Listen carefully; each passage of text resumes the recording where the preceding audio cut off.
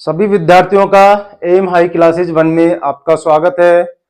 मैं आशा करता हूं आप सब ठीक होंगे और अपनी तैयारी निरंतर कर रहे होंगे क्योंकि एग्जाम चल रहे हैं और 10th क्लास और 12th के भी स्टार्ट होने वाले हैं 17 फरवरी से। तो उसी के अकॉर्डिंग, उसी के मद्देनजर हम सैंपल पेपर यहाँ सॉल्व करवा रहे हैं।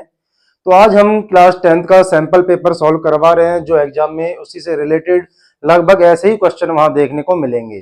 तो इस सैंपल पेपर का आप ज्यादा से ज्यादा कई बार रिवीजन करें तो वहां आपको ये पेपर सॉल्व करने में आसानी होगी। ये आपका पेपर होगा, अधिकतम 80 अंक का होगा, टाइम होगा आपके 3 घंटे। आपको पेपर 15 मिनट पहले मिल जाएगा जिसमें आपको पढ़ने के लिए होगा, कुछ इंस्ट्रक्शन दे रखे होंगे वो आपको पढ़ने हैं। सामान्य निर्देश है। इस प्रश्न पत्र में 3 खंडों में 39 प्रश्न है। इस बार एक चेंज और हुआ है 10th क्लास में, क्योंकि जो खंड दिया हुआ है बायोलॉजी, केमिस्ट्री और फिजिक्स का, वो आपको उसी पार्ट में करना है, ना कि अलग अलग। पिछली बार तो ये होता था, पिछली बार तक कि हम उनको अलग अलग कहीं भी कर सकते थे, परंतु इस बार सीबीएसई के इंस्ट्रक्शन है कि बायोलॉजी का पार्ट आपको बायोलॉजी में ही करना है, केमिस्ट्री का केमिस्ट्री में ही करना है और फिजिक्स का फिजिक्स में ही करना है। अगर आपने कहीं और कर दिया, दूसरी जगह फिजिक्स का बायो में कर दिया, तो वो आपको चेक नहीं होगा। ठीक है, इसलिए ध्यान रखना। सभी खंड अनिवार्य है। हालांकि कुछ प्रश्नों में आंतरिक विकल्प दिए होते हैं। छात्र से अपेक्षा की जाती है कि वह उनमें से केवल एक ही प्रश्न का उत्तर करे। पहला प्रश्न हमारा, मानव श्वसन तंत्र में जब कोई व्यक्ति सांस लेता है तो पसलियों और डायफ्राम की स्थिति क्या होती है। हमें बताना है कि जब हम सांस लेते हैं तो पसलियों और डायफ्राम की स्थितियां क्या होती है। ऑप्शन ए, उठी हुई पसलियां और वक्राकार डायफ्राम। ऑप्शन बी, उठी हुई पसलियां और चपटा डायफ्राम। ऑप्शन सी, शिथिल पसलियां और वक्राकार डायफ्राम। या ऑप्शन डी, शिथिल पसलियां और चपटा डायफ्राम। सांस लेके देखो, पता चल जाएगा बेटा कि जब हम सांस लेते हैं तो हमारी पसलियां उठ जाती है और डायफ्राम चपटा हो जाता है। तो इसका राइट आंसर हो जाएगा बी, उठी हुई पसलियां और चपटा डायफ्राम। दूसरा प्रश्न है हमारा, एक व्यक्ति में वृक्क की नली का भाग बिल्कुल भी काम नहीं कर रहा, जो नेफ्रॉन से होते हैं वो काम नहीं कर रहा, इसका मूत्र निर्माण पर क्या प्रभाव पड़ेगा। ऑप्शन ए, मूत्र नहीं बनेगा। ऑप्शन बी, मूत्र की गुणवत्ता और मात्रा अप्रभावित रहती है। ऑप्शन सी, मूत्र अधिक सांद्र यानी गाढ़ा होगा। या ऑप्शन डी, मूत्र अधिक पतला होगा। मूत्र अधिक पतला होगा क्योंकि उस स्थिति में हमारी किडनी काम नहीं कर रही होगी, तो वहां मूत्र पतला होगा और हमें बार बार टॉयलेट जाना पड़ता है। तो इसका राइट आंसर हो जाएगा डी, मूत्र अधिक पतला होगा। नेक्स्ट तीसरा प्रश्न है हमारा, राजेश ने देखा कि उसके कमरे की खिड़की पर रखा एक गमले का पौधा सूर्य के प्रकाश की ओर झुक रहा है, इसका कारण क्या हो सकता है। अब देखो, प्रकाश की तरफ झुक रहा है, एक कमरे में पौधा रखा हुआ है, वहां एक खिड़की से प्रकाश आ रहा है और उसकी तरफ झुक रहा है, इसका कारण क्या हो सकता है हमें बताना है। ऑप्शन ए, ऑक्सीन हार्मोन के विसरण के कारण प्रकाश वाली दिशा में अधिक वृद्धि होना। ऑप्शन बी, ऑक्सीन हार्मोन के विसरण के कारण प्रकाश से दूर वाली दिशा में अधिक वृद्धि होना। ऑप्शन सी, साइटोकाइनिन हार्मोन के विसरण के कारण प्रकाश वाली दिशा में अधिक वृद्धि होना। या ऑप्शन डी, साइटोकाइनिन हार्मोन के कारण विसरण के प्रकाश से दूर वाली दिशा में अधिक वृद्धि होना। अब देखो, हमने प्रैक्टिकल करवाया भी हुआ है 10th क्लास में कि अगर हम एक पौधा खिड़की पर रख देते हैं और खिड़की से प्रकाश आ रहा होता है तो पौधा है बेटा वो प्रकाश की तरफ झुक जाता है, उसकी वृद्धि प्रकाश की तरफ हो जाती है। क्यों? क्योंकि उसको प्रकाश नहीं मिल रहा होता कहीं से भी, सिर्फ खिड़की की दिशा से मिल रहा होता है। तो उस स्थिति में वो जो पौधा होता है वो क्या करता है, जहां से प्रकाश मिल रहा होता है उसकी ओर झुक जाता है, उसकी ओर अधिक वृद्धि करता है। तो इसका राइट आंसर हो जाएगा बी, ऑक्सीन हार्मोन के विसरण के कारण प्रकाश के दूर वाली दिशा में अधिक, वो प्रकाश की जो दिशा होती है दर की वो अधिक वृद्धि करता है, जहां प्रकाश उसे दिखाई देता है, जहां से दूर से उसे प्रकाश दिखाई दे रहा होता है।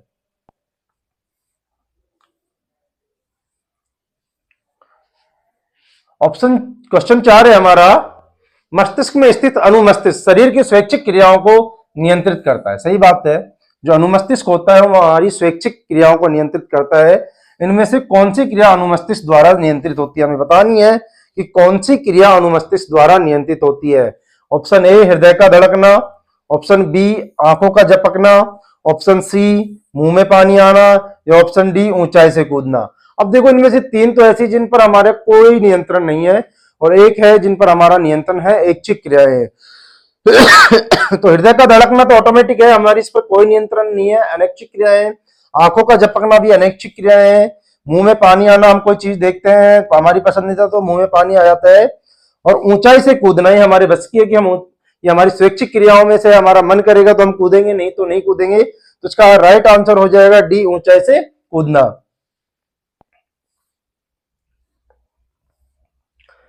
पांचवा प्रश्न है हमारा, पुष्पीय पौधों में देखी जाने वाली प्रजनन अवस्थाओं का सही क्रम।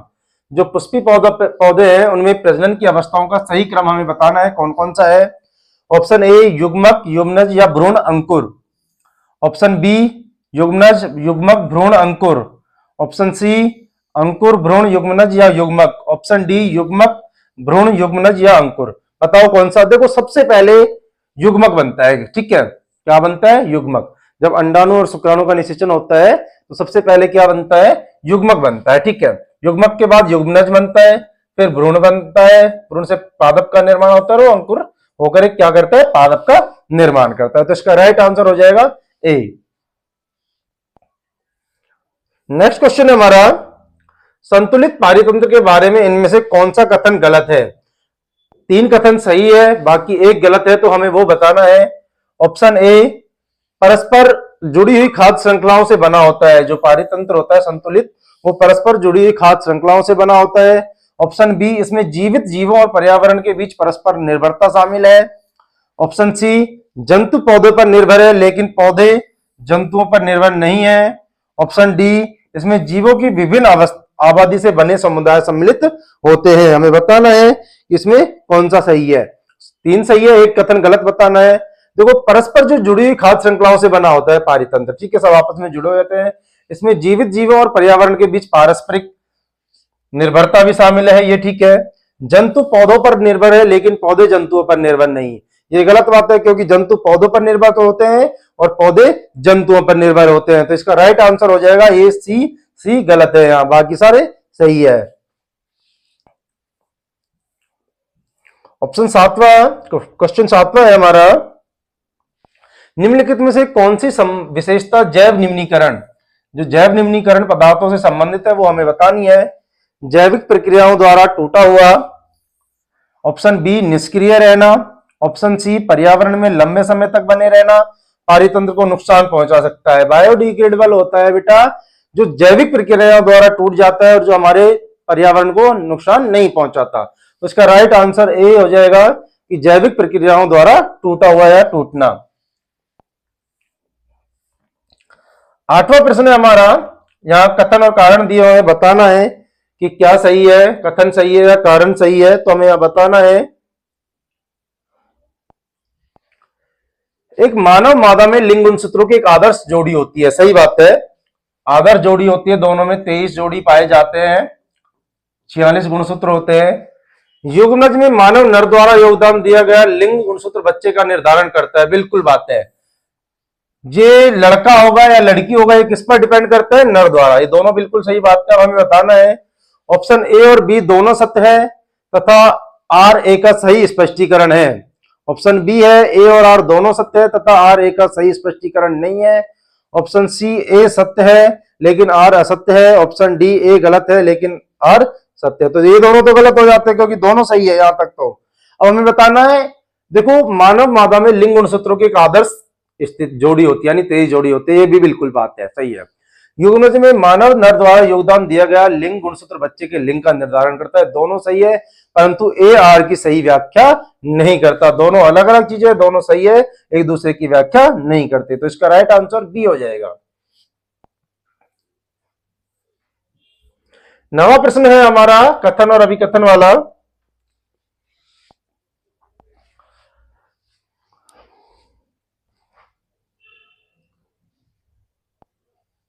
अभिकथन ए, जो ऊर्जा शाकाहारियों को मिलती है वह स्वपोषियों को वापस नहीं मिलती, सही बात है। कारण खाद्य श्रृंखला में ऊर्जा का प्रवाह एक दिशीय होता है, दोनों बिल्कुल सही बात है। ये कि जो ऊर्जा शाकाहारियों को मिलती है स्वपोषियों से, स्वपोषी जो अपना भोजन स्वयं निर्माण करता है, खाद्य श्रृंखला में ऊर्जा का प्रवाह एक दिशीय होता है, ये भी बिल्कुल सही बात है कि एक दिशा में होता है, वो दूसरी दिशा में हम उसको वापस नहीं कर सकते। ऑप्शन ए और आर दोनों सत्य है तथा आर ए का सही स्पष्टीकरण है, ये बिल्कुल सही बात है कि ए और आर दोनों सही है और ये स्पष्टीकरण भी सही है, तो इसका राइट आंसर ए हो जाएगा।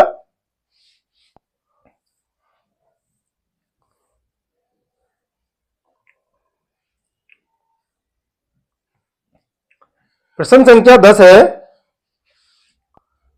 मानव पाचन तंत्र में निम्नलिखित में से प्रत्येक की एक भूमिका बताइए। बताना है हमें, यहां कुछ दिए हुए हैं, एसिड्स दिए हुए हैं यहां, उनका हमें बताना है। हाइड्रोक्लोरिक अम्ल HCl, ये क्या होता है, इसका कार्य हमें बताना है। ये भोजन का माध्यम अम्लीय बना देता है आमाशय में, ठीक है, ये अम्लीय माध्यम बनाता है जिससे पेप्सिन एंजाइम सक्रिय हो जाता है आमाशय में। भोजन का अम्लीय माध्यम कौन बनाता है, HCl। भोजन में जो उपस्थित जीवाणु है उनको नष्ट करने का कार्य भी कौन करता है, हाइड्रोक्लोरिक अम्ल करता है, HCl करता है। अब है दीर्घरोम विलाई, ये क्षुद्रांत्र में पाए जाते हैं। दीर्घरोम या विलाई ये क्या है, अवशोषण को बढ़ा देते हैं, सतह का क्षेत्रफल बढ़ा देते हैं, इससे ये अवशोषण में सहायता करते हैं, ठीक है। ये सतह क्षेत्र बढ़ाते हैं जिससे अधिक मात्रा में पोषक तत्व रक्त में जा सके और पाचन के लिए ज्यादा से ज्यादा उसको क्षेत्र मिल सके। ये छोटी आंत्र में पाए जाते हैं दीर्घरोम। 11वां क्वेश्चन है, इंपॉर्टेंट है, जैव प्रक्रम से लिया हुआ है कि दोहरा परिसंचरण क्यों कहते हैं, ठीक है। जो मानव का परिसंचरण तंत्र है उसको दोहरा परिसंचरण क्यों कहते हैं, क्योंकि रक्त बेटा एक चक्र में हृदय से 2 बार गुजरता है, ठीक है, 2 बार गुजरता है, एक बार फुफ्फुसीय और एक बार शारीरिक परिसंचरण, इसलिए इसे क्या कहते हैं, दोहरा परिसंचरण। एक चक्र में जो हमारा रुधिर है, ब्लड है, वो हृदय से 2 बार गुजरता है। पहले तो जो हमारा शुद्ध रक्त है हृदय में होता है, हृदय से फिर वो कहां जाता है, अंगों में। अशुद्ध रक्त फिर हृदय में आता है, फिर वहां फेफड़ों में जाता है, वो फेफड़ों में शुद्ध होकर वापस हृदय में आता है। इस स्थिति में हृदय से 2 बार गुजरता है, ठीक है, इसलिए उसको क्या बोलते हैं, दोहरा परिसंचरण बोलते हैं। दाएं और बाएं भाग अलग अलग क्यों होते हैं हृदय के, आपने देखा होगा, एक दायां भाग होता है, एक बायां भाग होता है। बाएं भाग में हमेशा शुद्ध रक्त बहता है, क्या बहता है, शुद्ध रक्त बहता है बाएं भाग में। बाएं भाग में शुद्ध रक्त और दाएं भाग में हमेशा अशुद्ध रक्त बहता है, इसलिए अलग अलग रहते हैं। शुद्ध और अशुद्ध रक्त मिल जाएगा तो फिर हृदय सही तरीके से काम नहीं कर पाएगा। ऑक्सीजन युक्त और ऑक्सीजन रहित रक्त नहीं मिलते, शरीर को शुद्ध रक्त मिलता है और ऊर्जा उत्पादन अधिक प्रभावी होता है, इसलिए दोनों अलग अलग होते हैं। 11वें का जो ऑप्शनल है विकल्प बी, दोनों में से एक करना है। किन जीवों में 3 कक्षीय हृदय होता है, हमें बताना है कि किस जीव में 3 कक्षीय हृदय होता है। जैसे मेंढक उभयचर होता है ना, ये जल में भी रह सकता है, थल में भी, तो मेंढक में क्या है, 3 कक्षीय हृदय होता है। अधिकांश सरीसृप में कौन कौन से, जैसे छिपकली और सांप होता है, इनमें क्या पाया जाता है, 3 कक्षीय हृदय पाया जाता है, 2 अलिंद और 1 निलय होता है, ठीक है। मगरमच्छ अपवाद है, मगरमच्छ में कितने कक्ष पाए जाते हैं, 4, 2 अलिंद और 2 निलय। अब ये हमें बताना है कि उनके हृदय में 3 कक्षीय क्यों होते हैं। इनमें 2 आलिंद और 1 निलय होता है, मैंने बता दिया, 2 आलिंद और 1 निलय होता है। क्यों होता है, एक ही निलय होने के कारण ऑक्सीजन युक्त और ऑक्सीजन रक्त का आंशिक मिश्रण होता है। सही बात है, जब दोनों निलय उपस्थित नहीं होंगे, ठीक है, तो शुद्ध और अशुद्ध रक्त एक जगह मिल जाएगा और आंशिक मिश्रण हो जाता है। इन जीवों का मेटाबॉलिज्म उपापचय स्तनधारियों जितना अधिक नहीं होता, इसलिए पृथक्करण की आवश्यकता नहीं होती। इनमें क्या है, रुधिर के पृथक्करण की आवश्यकता नहीं होती, इसलिए इनमें 3 कक्षीय हृदय होता है। 12वां प्रश्न है हमारा, उन पदार्थों के लिए उपयुक्त शब्द का नाम बताइए जिन्हें जैविक प्रक्रियाओं द्वारा तोड़ा नहीं जा सकता। हमें बताना है कि जिन पदार्थों को हम जैविक प्रक्रिया द्वारा नहीं तोड़ सकते, 2 तरीके बताइए जिनसे ये पदार्थ पारितंत्र के विभिन्न घटकों को नुकसान पहुंचाते हैं। हमें बताना है कि ये किस तरीके से पारितंत्र को नुकसान पहुंचाते हैं। जिन पदार्थों को जैविक प्रक्रियाओं द्वारा विघटित नहीं किया जा सकता उन्हें जैव अविघटनीय पदार्थ कहते हैं, ठीक है, नॉन बायोडिग्रेडेबल कहते हैं, क्योंकि ये जैविक प्रक्रियाओं द्वारा नहीं विघटित हो सकते और ये हमारे पारितंत्र को नुकसान पहुंचाते हैं। जैसे तुमने देखा होगा प्लास्टिक कभी भी नहीं गलाते, उसको अपने आप नहीं गलता। कांच धातुएं, कीटनाशक, ठीक है, ये सारी नॉन बायोडिग्रेडेबल है, जिन्हें जैव घटनीय पदार्थ कहते हैं। ये पारितंत्र को किस प्रकार नुकसान पहुंचा सकते हैं? ये खाद्य श्रृंखला में प्रवेश कर जैव आवर्धन उत्पन्न करते हैं। क्या करते हैं? खाद्य श्रृंखला में प्रवेश कर जाते हैं और जीवों को आवर्धन, जीवों को बढ़ाते हैं, उनकी संख्या बढ़ाते हैं और हमारे हानि पहुंचाते हैं हमें, ठीक है, जिससे ऊपरी स्तर पर जीवों के अधिक हानि होती है। जो ऊपरी स्तर होता है, सबसे अधिक स्तर होता है, उसको सबसे अधिक हानि होती है।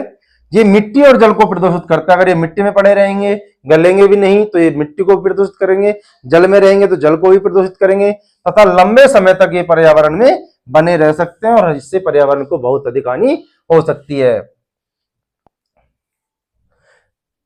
13वां प्रश्न है हमारा, अंतःस्रावी तंत्र के संबंध में आप क्या व्याख्या करेंगे यदि आप पहाड़ियों में रहने वाले लोगों में गर्दन में सूजन देखते हैं? देखो, गर्दन में सूजन हमने बताया था, थायराइड ग्रंथि फूल जाती है आयोडीन की कमी से, ठीक है, किसकी कमी से? आयोडीन की कमी से। बाल्यावस्था में वृद्धि का हार्मोन का अतिस्राव, अगर देखा हमने, जो पीयूष ग्रंथि से हार्मोन स्रावित होता है, वृद्धि हार्मोन, अगर वृद्धि हार्मोन अधिक स्रावित होगा तो बच्चा लंबा होगा और कम स्रावित होगा तो थोड़ा बच्चा लंबाई कम बढ़ेगी। 13 वर्ष की आयु के बालकों के चेहरों पर जब बाल विकसित होते हैं तो बेटा वो टेस्टोस्टेरोन हार्मोन होते हैं, ठीक है, लड़कों में टेस्टोस्टेरोन होते हैं और लड़कियों में एस्ट्रोजन और प्रोजेस्टेरोन होते हैं, ठीक है। पहाड़ी क्षेत्रों में गर्दन में सूजन का कारण आयोडीन की कमी है, मैंने बता दिया, आयोडीन की कमी है। थायराइड ग्रंथि बढ़ जाती है जिससे घेंगा या गलगंड रोग हो जाता है, घेंगा या गलगंड रोग हो जाता है, गॉइटर बोलते हैं इसे।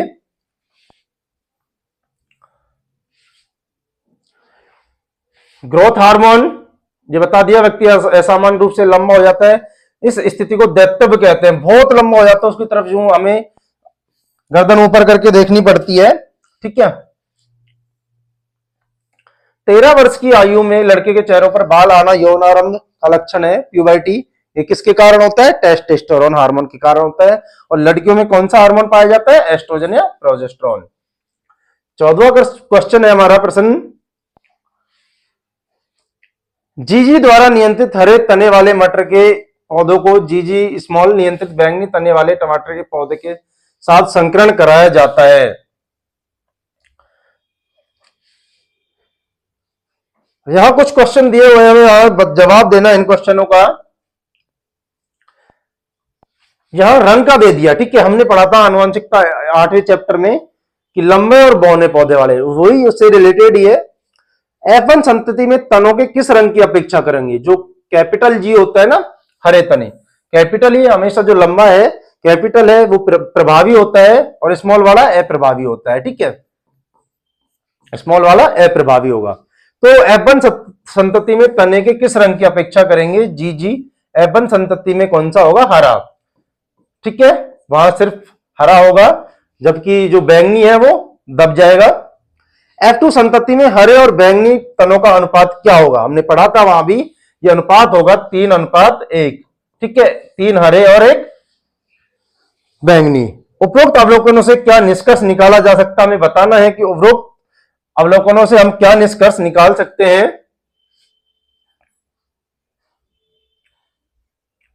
प्रभुत्व का नियम सिद्ध होता है कि जो प्रभावी पौधे हैं, प्रभावी लक्षण है, वो अपने से नीचे या अप्रभावी लक्षणों को दबा देते हैं, ठीक है। तो प्रभुत्व, जो कहते हैं ना कि अगर दो व्यक्तियों में लड़ाई हो रहा हो तो जिसकी ज्यादा शक्ति होती है वो जिसमें कम शक्ति होती है उसको हरा देता है, उसको डरा के भगा देता है, तो यहाँ प्रभुत्व वाला नियम सिद्ध होता है, प्रभाविता का नियम सिद्ध होता है, ठीक है, प्रभाविता का नियम।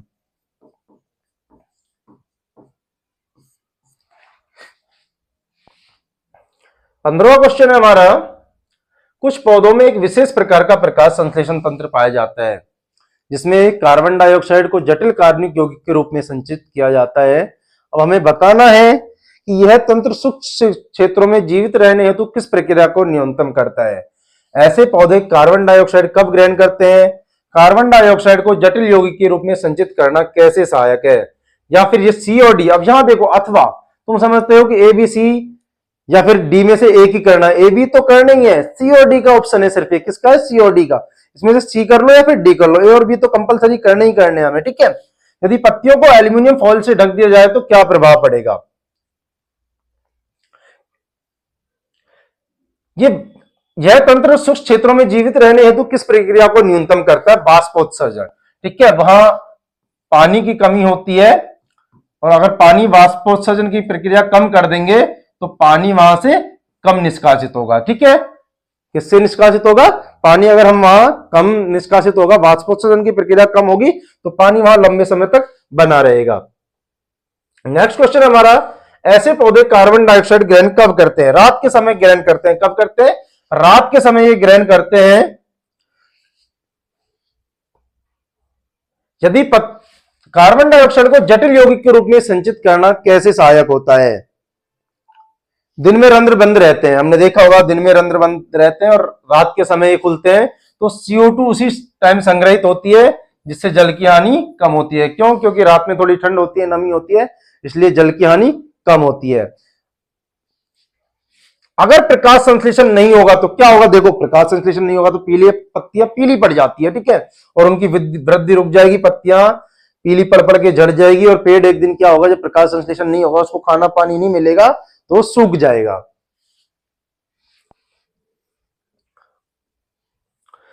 अब हमारे ऑब्जेक्टिव क्वेश्चन आते हैं, प्रश्न संख्या 16।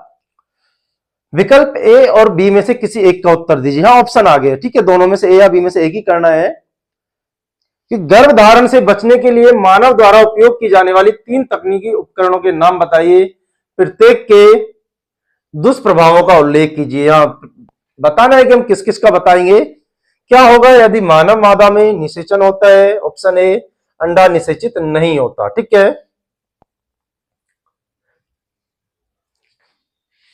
अब देखो गर्भ निरोधक गोलियां कौन कौन सी है। दुष्प्रभाव, हार्मोनल असंतुलन, अगर हम बिना डॉक्टर की सहायता से गर्भ निरोधक गोलियां लेती है लेडीज महिलाएं, तो हार्मोनल असंतुलन हो जाएगा। ठीक है, मतली, सिर दर्द, वजन बढ़ना, चक्कर आना, ये आदि उनके दुष्प्रभाव हो सकते हैं। कौन कौन सी है? देखो, कॉपर्टी ये लेडीजों में लगाते हैं। इसका दुष्प्रभाव क्या है? अधिक रक्तस्राव हो जाता है कॉपर्टी लगाने से, पेट दर्द हो सकता है, संक्रमण की संभावना बढ़ सकती है कॉपर्टी का यूज करने से। ठीक है, गर्भ, कई बार देखा होगा कई लेडीज गर्भ निरोधक इंजेक्शन या इम्प्लांट करती है और वो बेबी प्लान नहीं कर रहे होते तो वो गर्भ निरोधक इंजेक्शन या जो इम्प्लांट है वो यूज करते हैं। उसके दुष्प्रभाव क्या होता है? जो मासिक धर्म अनियमित हो जाती है, उनकी जो पीरियड आते हैं महिलाओं के वो अनियमित हो जाता है, उनका वजन भी बढ़ जाता है, मूड स्विंग हो जाते हैं। ठीक है, उनका व्यवहार चेंज हो जाता है। आपने देखा होगा घर में कई बार लेडीजों का व्यवहार अचानक से परिवर्तन हो जाता है। ठीक है, अब ऑप्शन दो में से हमें पहले और दूसरे में सिर्फ एक करना है, या तो पहले वाला कर लो या दूसरा वाला कर लो। अब देखो, यदि निषेचन होगा तो क्या होगा? युग्मनज का निर्माण होगा और युग्मनज से फिर क्या होगा? गर्भाशय की दीवार में आरोपित होकर किसका निर्माण हो जाता है? भ्रूण का निर्माण होगा। ठीक है, अगर निषेचन होगा, अगर शुक्राणु और अंडाणु मिल जाते हैं और निषेचन हो जाता है, ठीक है, शुक्राणु और अंडाणु मिलकर क्या करते हैं? निषेचन हो जाता है और निषेचन से फिर क्या बनता है? भ्रूण बनता है, युग्मनज बनता है। ठीक है, क्या बनता है? युग्मनज। युग्मनज से फिर भ्रूण और वहां से एक विकसित बच्चा स्टार्ट हो जाता है 9 महीने बाद और एक गर्भावस्था। ठीक है, अगर यहां दोनों क्वेश्चन पुटअप हुए, अगर निषेचन हो गया तो हमने बता दिया क्या होगा, अगर निषेचन नहीं होगा तो क्या होगा कि गर्भाशय की मोटी परत टूटकर मासिक धर्म के रूप में बाहर निकल जाती है। जो पेड़ आते हैं महिलाओं को, अगर वो वहां निषेचन नहीं हो रहा, गर्भाशय में भ्रूण का निर्माण नहीं हो रहा, निषेचन नहीं हो रहा, तो गर्भाशय की मोटी परत टूटकर एक मासिक धर्म के रूप में बाहर निकल जाती है जिससे ब्लीडिंग होती है। ठीक है,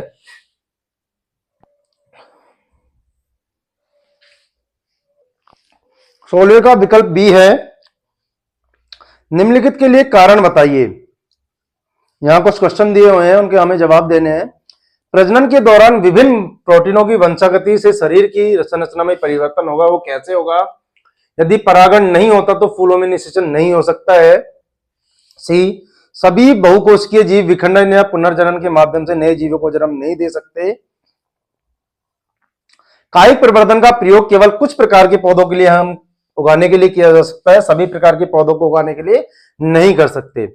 लैंगिक प्रजनन करने वाले जीवों के माता पिता और संतानों में गुणसूत्रों की संख्या समान रहती है। अभी पढ़ चुके हम कि लैंगिक प्रजनन करने वाले जीवों के माता पिता और उनकी संतानों में संख्या समान रहती है।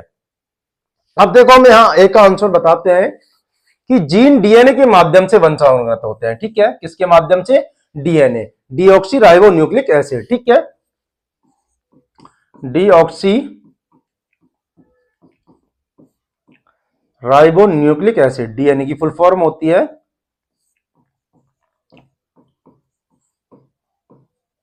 एसिड, और आरएनए की होती है राइबोन्यूक्लिक एसिड। और जीन प्रोटीन निर्माण को नियंत्रित करता है। ठीक है, किसके निर्माण को नियंत्रित करता है? प्रोटीन के निर्माण को। अलग अलग जीन संयोजन से अलग अलग प्रोटीन बनते हैं, जिससे शरीर की संरचना में परिवर्तन होता है। अलग अलग जीन क्या करता है? अलग अलग प्रोटीन बनाते हैं, जिससे हमारे शरीर की संरचना में परिवर्तन होता है। अब अगर परागण नहीं होगा तो क्या होगा कि परागण के बिना परागकण वर्तिकाग्र तक नहीं पहुंच पाएंगे। अगर परागण नहीं होगा तो परागकण वर्तिकाग्र तक नहीं पहुंचते। परागकण के बिना नर युग्मक अंडाणु तक नहीं पहुंच सकता। अगर नर युग्मक जब अंडाणु तक नहीं पहुंचेगा तो निषेचन भी नहीं होगा, सीधी सी बात है, इसलिए निषेचन संभव नहीं होगा।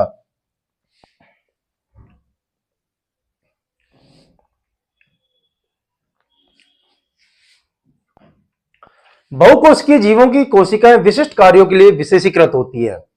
सभी कोशिकाएं विभाजित होकर पूरा जीव नहीं बनाती।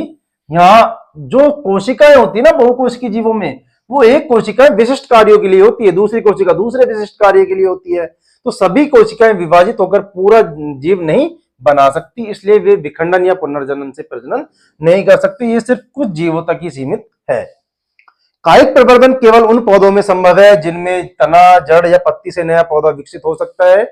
सभी पौधों में यह क्षमता नहीं होती। ठीक है, सभी पौधों में यह क्षमता नहीं होती, सिर्फ किनमें होती है? जिनमें तना, जड़ और पत्ती से नया पौधा विकसित हो सकता है।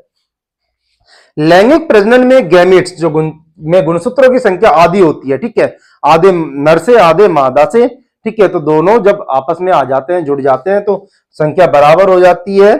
निषेचन के बाद संख्या पूर्ण हो जाती है, इसलिए संतानों में माता पिता के समान गुणसूत्र संख्या बनी रहती। जितने माता पिता में होते हैं उतने ही कहां बने रहते हैं? उनकी संतानों में। 23 माता से आ जाते हैं और 23 पिता से आ जाते हैं, तो दोनों में मिलाकर कितना हो जाता है? 46 हो जाता है। 17वां प्रश्न है हमारा, क्या होगा जब सिल्वर क्लोराइड को, ये केमिस्ट्री के क्वेश्चन आ गए, अभी तक हम बायो के कर रहे थे, कि क्या होगा जब सिल्वर क्लोराइड को कुछ समय के लिए सूर्य के प्रकाश में रखा जाता है? ऑप्शन ए, सफेद सिल्वर क्लोराइड ग्रे रंग के यौगिक में बदल जाता है। ऑप्शन बी, अपघटन होता है। ऑप्शन सी, ए और बी दोनों घटित होते हैं। ऑप्शन सी, कुछ नहीं होगा। बताओ फटाफट से। अब देखो, जो अगर सिल्वर क्लोराइड को हम कुछ समय के लिए सूर्य के प्रकाश लाइट में रख देते हैं, तो जो सफेद सिल्वर क्लोराइड है वो ग्रे रंग के यौगिक में बदल जाता है। किसमें बदल जाता है? अपघटन के द्वारा। किसमें बदलता है? ग्रे रंग के यौगिक में बदल जाता है। किसके द्वारा? अपघटन के द्वारा। तो ए और बी दोनों घटित हो रहे हैं, तो इसका राइट आंसर सी हो जाएगा।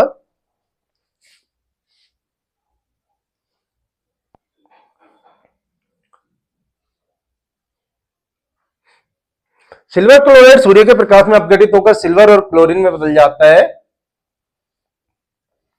18वां प्रश्न है हमारा,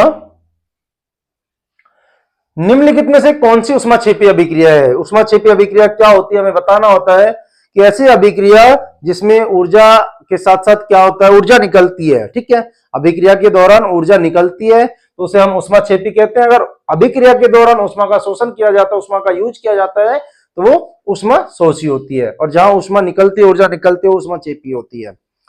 ऑप्शन ए, सोडियम हाइड्रोक्साइड का जल में विलयन। ऑप्शन बी, सिल्वर क्लोराइड का उत्पादन, उत्पादन का मतलब उड़ना, जल का वाष्पीकरण। ऑप्शन डी, पानी में नमक का घुलना। अब देखो, सोडियम हाइड्रोक्साइड का जो जल में विलयन है वो क्या होना चाहिए? ऊष्माक्षेपी अभिक्रिया होती है। और यहाँ क्या होता है? सोडियम हाइड्रोक्साइड जब जल में घुलता है तो ऊष्मा उत्पन्न होती है। ऊष्मा उत्पन्न होगी तो कौन सी अभिक्रिया होगी? ऊष्माक्षेपी अभिक्रिया होगी। 19वां प्रश्न है हमारा, जब जिंक कणों को तनु सल्फ्यूरिक अम्ल के साथ अभिक्रिया कराया जाता है तो निम्नलिखित में से कौन सी क्रिया गैस निकलती है? जब तनु सल्फ्यूरिक अम्ल को हम जिंक के कणों के साथ अभिक्रिया करवाते हैं तो हमें यहां बतानी है कि कौन सी गैस निकलती है। Option A, oxygen gas. Option B, hydrogen gas. Option C, sulphur dioxide gas. या option D, hydrogen sulphide gas H2S। फटाफट बताओ कौन सी निकलती है। देखो, तनु सल्फ्यूरिक अम्ल H2SO4। ठीक है, H2SO4। और इसके साथ जब हम Zn क्या कराएंगे तो ये अभिक्रिया हो जाएगी ZnSO4 प्लस H2। और कौन सी अभिक्रिया हो सकती है बताओ? ये हमने पढ़ा था ना पहले चैप्टर में से, ये विस्थापन अभिक्रिया है, एक तत्व दूसरे को विस्थापित कर रहा है, तो ये विस्थापन अभिक्रिया भी हो सकती है। तो इसलिए कौन सी? B, hydrogen gas.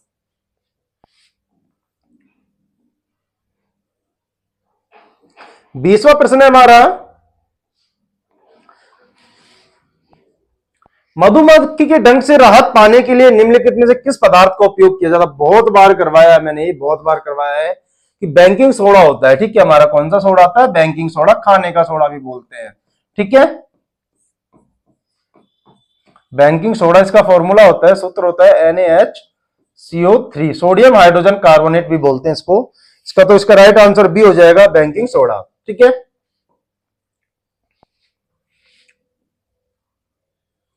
क्योंकि मधुमक्खी का डंक अम्लीय होता है और बेकिंग सोडा क्या होता है? क्षारीय, इसलिए उसका प्रभाव कम हो जाता है। दोनों उदासीन करण अभिक्रिया द्वारा क्या बनाते हैं? लवण बना लेते हैं। 21वां प्रश्न है हमारा, एक अम्ल जब पानी में घुलता है तो कौन से आयन देता है? बताओ फटाफट से, बहुत बार है, अम्ल, क्षार और लवण वाले में से जब चल रहा है। हाइड्रोक्साइड, ऋणात्मक आयन, हाइड्रोनियम आयन या सभी? बताओ कौन सा देगा? एक अम्ल HCl अम्ल है, ये पानी में घुल गया, ठीक है, जल में घुल गया, तो H positive plus Cl negative, ठीक है। तो ये क्या देता है? H पॉजिटिव, इसको हम बोलते हैं हाइड्रोनियम आयन। तो इसका राइट आंसर हो जाएगा सी, ठीक है, हाइड्रोनियम या हाइड्रोजन आयन। H3O प्लस बना लेगा ये। 22वां प्रश्न है हमारा, टमाटर किस अम्ल का प्राकृतिक स्रोत है? एसिटिक अम्ल, बी साइट्रिक अम्ल, ऑप्शन सी टार्ट्रिक अम्ल या ऑप्शन डी ऑक्जेलिक अम्ल? हमें बताना है कि टमाटर किस अम्ल का प्राकृतिक स्रोत है। एसिटिक अम्ल सिरके में होता है, साइट्रिक अम्ल खट्टे फलों में होता है, टार्ट्रिक अम्ल ये इमलियों में पाया जाता है, डी ऑक्जेलिक अम्ल? फटाफट बताओ, टमाटर किस अम्ल का प्राकृतिक स्रोत है? ठीक है, साइट्रिक अम्ल आ जाएगा इसका राइट आंसर।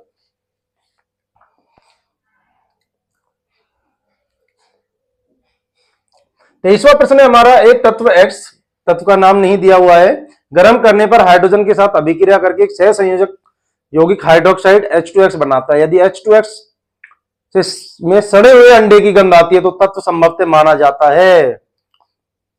जो सल्फर है ना, सल्फर, ठीक है, H2S बनता है, इसमें हाइड्रोजन सल्फाइड होता है, ठीक है, दे रखा है H2S, H2, तो यहां H2 तो दे ही रखा है और इस X का नाम बताना है, तो X का नाम हो जाएगा वो सल्फर, ठीक है। इसमें कौन सी गैस कैसी बदबू आती है? सड़े अंडे की जैसी। किसकी आती है? सड़े अंडे की जैसी, ठीक है। तो इसका राइट आंसर हो जाएगा B sulphur. Hydrogen sulphide gas में सड़े हुए अंडे की जैसी गैस आती है। 24वां प्रश्न है हमारा, अभिकथन और कारण। एल्डिहाइड और कीटोन दोनों में कार्बोनिल समूह होता है, ठीक है। कारण एल्डिहाइड में क्रियात्मक समूह में कम से कम एक हाइड्रोजन परमाणु से जुड़ा होता है। तो हमें यह बताना है, उत्तर ए सही है, अभिकथन और कारण दोनों सत्य है तथा कारण अभिकथन का सही स्पष्टीकरण है। एल्डिहाइड और कीटोन दोनों में क्या होता है? कार्बोनिल समूह जुड़े हुए होते हैं, ठीक है। एल्डिहाइड में CHO होता है और कीटोन में C डबल बॉन्ड हो, एक एक कार्बोनिल समूह जुड़ा होता है। एल्डिहाइड में क्रियात्मक समूह कम से कम एक हाइड्रोजन परमाणु होता है। एल्डिहाइड में देखो एक है, तो ये बिल्कुल सही बात है, ठीक है, और ए सही है, कथन और कारण दोनों सत्य है तथा अभिकथन का सही स्पष्टीकरण है, ठीक है। तो इसका राइट आंसर ए हो जाएगा।